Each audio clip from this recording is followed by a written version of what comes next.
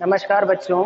आज हम कक्षा पंचम विषय गणित में अध्याय 2 जोड़ घटाव पढ़ेंगे। यहाँ पर हमने कुछ सवाल लिखे हुए हैं। अभ्यास 2 में आज हम जोड़ और घटाव के सवाल करेंगे।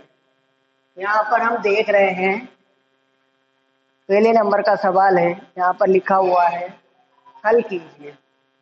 हम देख रहे हैं यहाँ पर किसका निशान लगा हुआ है, प्लस का, जिसे हम कहते हैं जोड़ का निशान भी है। यहाँ पर हम देखेंगे कि यहाँ पर हम इन संख्याओं को जोड़ेंगे। 6 और 3, 6 और 3 कितने होते हैं? 9। सबसे पहले हमने इकाई का अंक जोड़ा है, उसके बाद दहाई का अंक। यहाँ ऊपर 0 लिखा हुआ है, यहाँ 1 लिखा हुआ है, तो 0 में 1 जोड़ने पर भी 1 और 4 में 3 जोड़ेंगे तो 7। 4 और 3 7। यह हमारा यहाँ पर जोड़ का सवाल हो गया। अब हम यहाँ पर देख रहे हैं चौथे नंबर का सवाल है जो कि घटाव का है। अब हम इस घटाव के सवाल में देख रहे हैं यहाँ पर इकाई का अंक 0 है और नीचे इकाई का अंक 9 है, तो 0 में से 9 नहीं जाएगा, इसलिए हमें दहाई वाले अंक से हासिल लेनी होगी। लेकिन यहाँ पर भी दहाई वाला अंक भी 0 है, तो इसके पास भी कुछ नहीं है। अब आगे हम देखेंगे सैकड़े का अंक है। सैकड़े का अंक 7 है, तो यहाँ से हम 1 ढाई लेंगे, तो यहाँ पर हो गया हमारे पास 10। इस 10 ने इसको एक उधार दे दिया, तो यहाँ पर हो गया 10 और यहाँ पर रह गया 9। यहाँ हम देख रहे हैं घटाएंगे हम, 10 में से 9 गए तो 1, यहाँ रह गए 9, 9 में से 9 गए 0, यहाँ पर हमारे पास शेष रह गया था 6, 6 में से 5 गए तो 1। यह हमारे जोड़ व घटाव के सामान्य सवाल थे। सवाल नंबर 2, 3 व 5 स्वयं हल करने का अभ्यास करें। हम सवाल नंबर 6 देखेंगे। हमारे पास यहाँ पर संख्या लिखी हुई है जो खड़ी न होकर के आड़ी लिखी हुई है, जिनके बीच में जोड़ के निशान लगे हुए हैं। लेकिन हमने पिछली पिछली कक्षा में पढ़ा था कि हम स्थानीय मान निकालते वक्त इकाई का अंक, दहाई का अंक, सैकड़े का अंक, हजार का अंक, इनका ध्यान रखते हैं।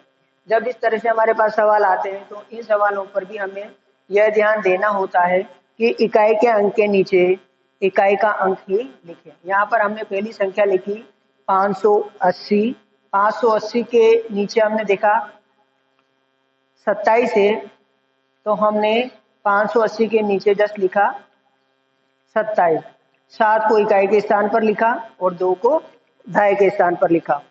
इसमें सैकड़े का अंक नहीं होने के कारण हमने वहां पर सैकड़े का अंक भी नहीं लिखा। आगे हमारी जो संख्या है जोड़ के चिन्ह के बाद वो है 306। तो यहाँ पर हमने 6 को पहले लिखा, इकाई के स्थान पर इकाई का अंक, दहाई के स्थान पर दहाई का अंक जो कि 0 है, और सैकड़े के स्थान पर सैकड़े का अंक जो कि 3 है। अब हम इनको जोड़ेंगे। हम जानते हैं 7 और 6। 7 के बाद हम गिनती 2 तरीके से कर सकते हैं जोड़ की। एक तो तुरंत जोड़ लें, या फिर उंगलियों पर जोड़ सकते हैं, या लाइनें खींच करके जोड़ सकते हैं। तो 7 और 6 13 का 3, हासिल का 1, 8 और 1 9, 9 और 2 11, 11 का 1, हासिल का 1, 1 और 5 6, 6 और 3 9। ये हमारा जोड़ हो गया। यह संख्या आड़ी लिखी हुई थी जिसको हमने खड़ी लिख करके आपस में जोड़ा है। यहाँ पर भी हम देख रहे हैं हमारे 8वें सवाल को।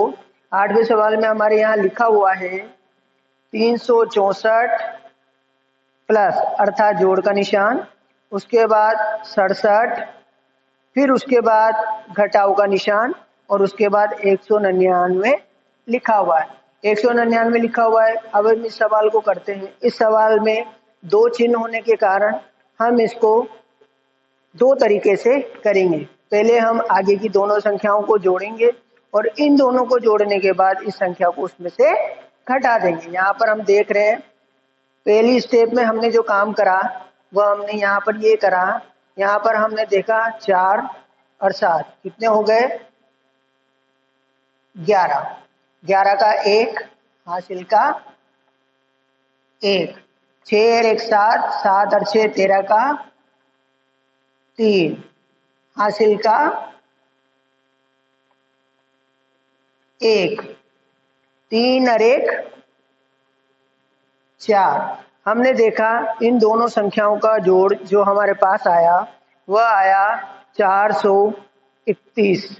431 में से हमें अब 199 घटाने हैं, क्योंकि यहाँ पर किसका निशान लगा हुआ है, यहाँ पर घटाव का निशान लगा हुआ है। तो हमने यहाँ पर लिखा वही संख्या जो दोनों को जोड़ने पर आई थी 431। 431 में 199 घटाने हैं।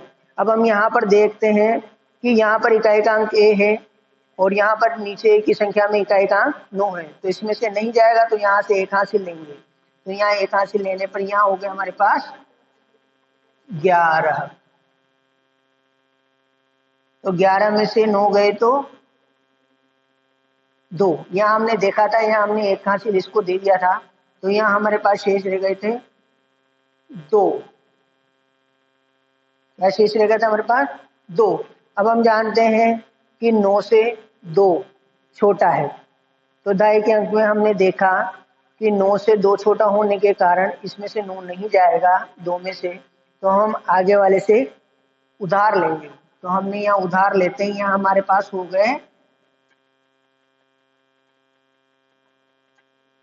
12 और यहाँ पर हमारे पास शेष रह गए 3। तो 12 में से 9 गए तो 3 और यहाँ पर 3 में से 1 गया तो 2। यह हमने देखा जब एक ही सवाल में हमारे जोड़ का भी निशान आ जाए और घटाव का भी निशान आ जाए तो हमें सवाल को इन स्टेपों से करना चाहिए ताकि हमारा सवाल सही रहे। सवाल नंबर 7 व 9 स्वयं हल करने का प्रयास करें। अब हम इधर देखेंगे, यहाँ पर हमारे पास 11वां नंबर का सवाल है।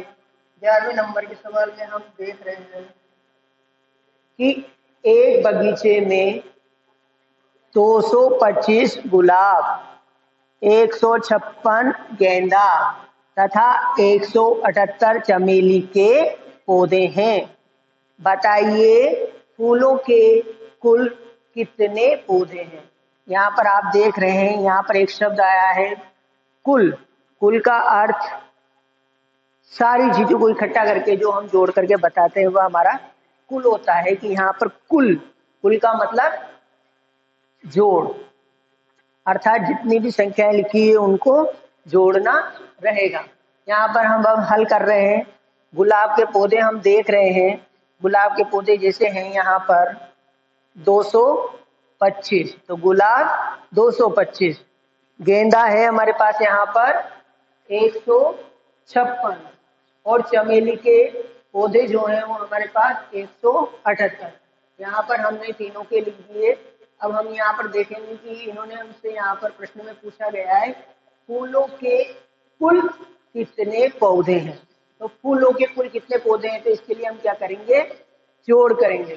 तो जोड़ करेंगे। अब हम यहाँ पर 5 और 6 कितने होते हैं, 5 और 6, 5 और 6 11, 11 और 8 19, 19 का 9 हासिल का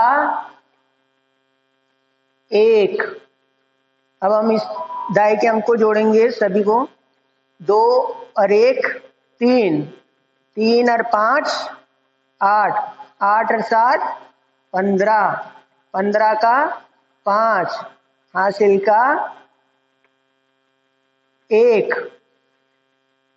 फिर उसके बाद 1 और 2 3, 3 और 1 4 और 1 5, यानी कि हमारे पास कुल पौधे हैं 559। 559 पौधे कुल हैं। आज हमने इन सवालों में देखा कि जोड़ और घटाव और हासिल किस तरह से ली जाती है। इनको हमने अभी अभ्यास रूप में सीखा है। सवाल नंबर 10 भी इसी तरह का है, जिसको आप स्वयं हल करने का प्रयास करेंगे। आज के लिए बस इतना ही। आगे धन्यवाद।